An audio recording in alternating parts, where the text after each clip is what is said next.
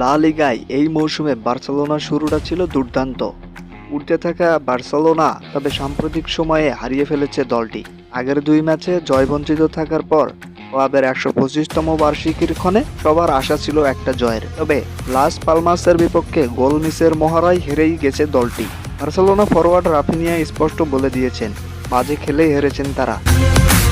Point টেবিলে ১৪তম স্থানে থাকা পালমাসের বিপক্ষে পুরো ম্যাচেই আধিপত্য দেখায় বার্সেলোনা। গোলের জন্য ২৮টি শট যা প্রমাণ, তবে লক্ষ্য রাখতে পারে মাত্র ৮টি। ২-১ গোলে হারের ম্যাচে একমাত্র গোলটি করেন রাফিনিয়া। পালমাস পুরো ম্যাচে মাত্র ৫টি শট লক্ষ্য রেখেই করেন বাজিমাত।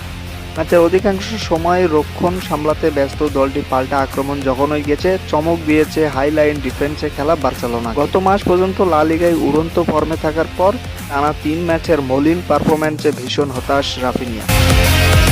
গত অক্টোবরে লা লিগায় রিয়ালের মাঠে গিয়ে এল ক্লাসিকোতে ৪-০ গোলে জয় পায় বার্সেলোনা। এর আগে ও পরেও যে ফর্ম ছিল তাতে দলটিকে নিয়ে সমর্থকদের আশা বেড়েই যাচ্ছিল। তবে শেষ ৩ ম্যাচে মাত্র ১ পয়েন্ট পাওয়ার পর ১৫ ম্যাচে দলটির পয়েন্ট ৩৪ আছে শীর্ষেই।